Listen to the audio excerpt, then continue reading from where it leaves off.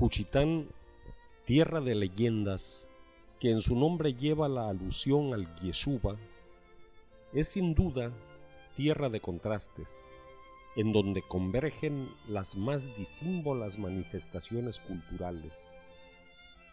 Lo que veremos en este breve documento es parte de la historia de uno de los aspectos culturales y educativos que tienen como eje fundamental a la actualmente conocida como heroica ciudad de Juchitán de Zaragoza, Oaxaca. Sin embargo, los hechos relacionados en las secuencias que conforman esta presentación tienen que ver con todo el istmo de Tehuantepec. Abordaremos parte de la historia de una institución educativa que a lo largo de 80 años, entre su gestación, nacimiento y evolución, ha llegado a ser en nuestros días el Instituto Tecnológico del Istmo. Veremos imágenes del pasado contrastando con las actuales para apreciar lo que el tiempo se llevó y lo que para nuestro bien perdura. Prevalecen, sin embargo, de manera intencional, las reminiscencias de lo que aconteció entre los años de 1964 y 1966, de la generación centenario del 5 de septiembre, que en este año cumple 45 años de haber egresado de la Escuela Técnica Industrial número 34, a la que orgullosamente pertenecemos.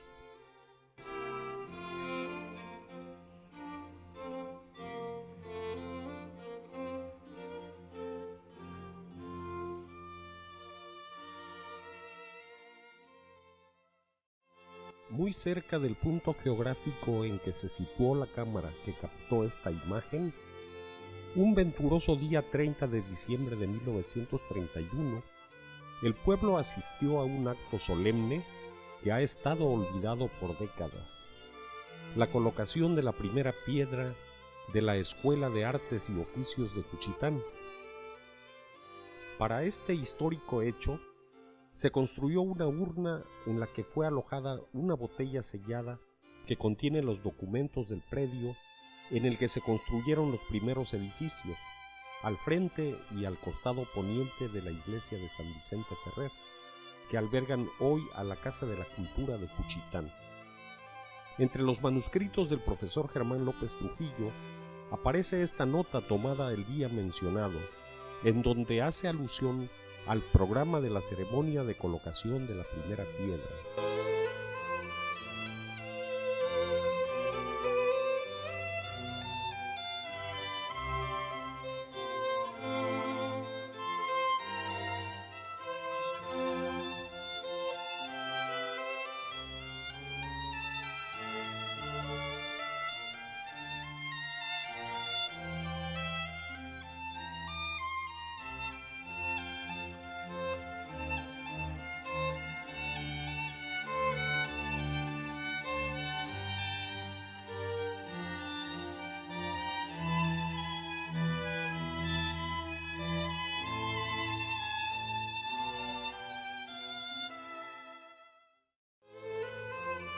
Si observamos estas imágenes, notaremos que la actual fachada del acceso a la iglesia de San Vicente Ferrer se vio alterada en aquella época.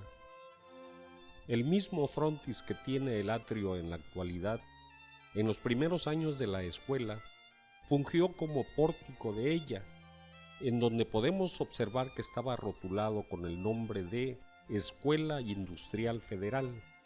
Esto debió haber sido por los años de 1936 a 1937. Posteriormente el frontis fue derruido y se construyó un edificio de 2 plantas, mismo que se observa en la fotografía. También posteriormente se construyó una barda que separaba a la escuela y a la iglesia. Su acceso era por la actual Avenida Juárez.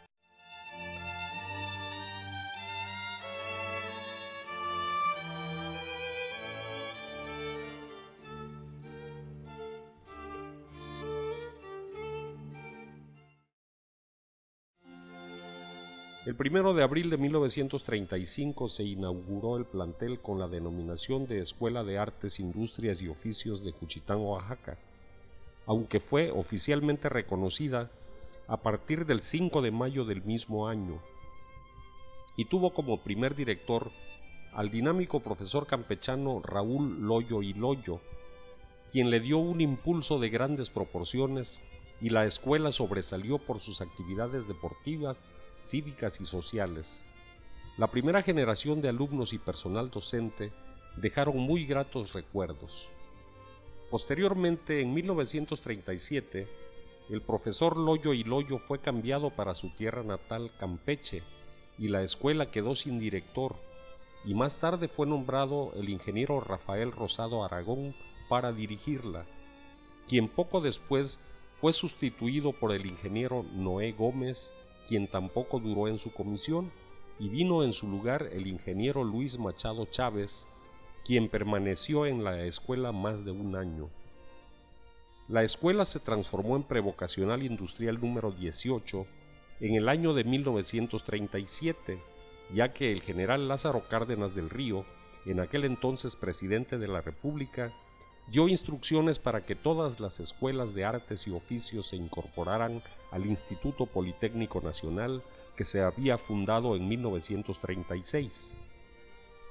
Procedente de San Cristóbal de las Casas, Chiapas, en 1939 llegó el profesor Antonio Sosa Granados como director y otros maestros, entre ellos el ingeniero Jorge Cruzan García. El profesor Sosa Granados estuvo poco tiempo al frente de la escuela. Recién llegado, dio instrucciones para que se construyera una barda al frente de la iglesia y de esta manera independizarla de la escuela. La barda fue construida hasta llegar a la avenida Juárez.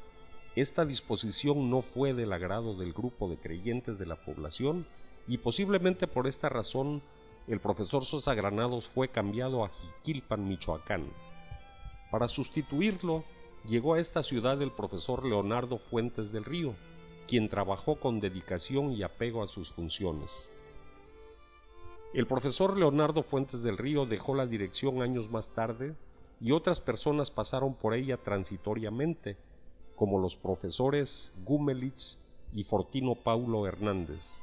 Más tarde fue comisionado el profesor José Briceño Ríos, quien duró varios años al frente de la escuela. Durante la dirección del maestro Briceño Ríos, la institución tuvo cambios en su denominación. Se llamó Escuela de Enseñanzas Especiales número 12, más tarde Escuela Técnica Industrial número 34. Con el nombre de Escuela Prevocacional Industrial número 18 de Juchitán llega hasta el año de 1950, cuando se le cambió por el de Escuela de Enseñanzas Especiales número 12. Con este nombre siguió funcionando la institución hasta el año de 1958, en que se le nombró Escuela Técnica Industrial número 34.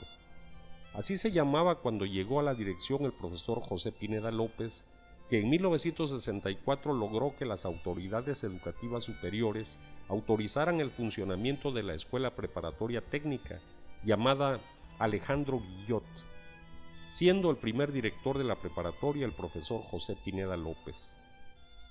En 1966, las autoridades de educación aprobaron el presupuesto para la creación del Instituto Tecnológico Regional del Istmo, que por razones políticas estuvo en suspenso hasta el año de 1969, en que empezó a funcionar en forma de Instituto Tecnológico Regional con el número 19 y teniendo como su primer director al ingeniero Emiliano Hernández Camargo.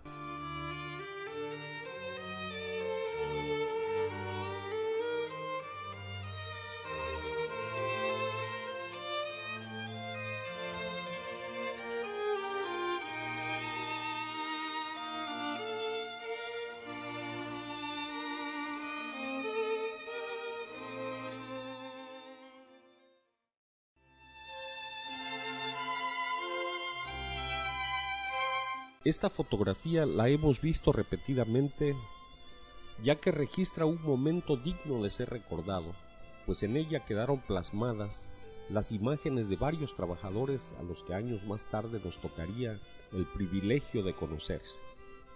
En este primer acercamiento vemos de izquierda a derecha, al fondo, de camisa blanca, al señor Rosalino Sánchez, conocido por todos como Ta Rosa. A su lado parece que se trata del maestro de carpintería, el señor Juvencio Gómez, conocido como Ta Bencho. A la derecha, el profesor Mariano Escobar Barrientos. Abajo, a la izquierda, el profesor Guillermo Flores Ordaz, profesor de Historia y Civismo. En este otro acercamiento vemos a la izquierda al profesor Gustavo Arredondo, profesor de Mecánica y Ajuste. A su derecha, el ingeniero Jorge Cruzan García. Aquí a la izquierda vemos al profesor Adelfo Alegría López, profesor de Educación Física. Al extremo derecho de camisa blanca, el señor Mariano López, conocido por todos como Ta Marianito. Abajo, a la izquierda, el profesor de zapatería Gilberto Cambranis Montejo. Vaya para todos ellos, con todo respeto y admiración, nuestra gratitud por habernos conducido por la senda del saber.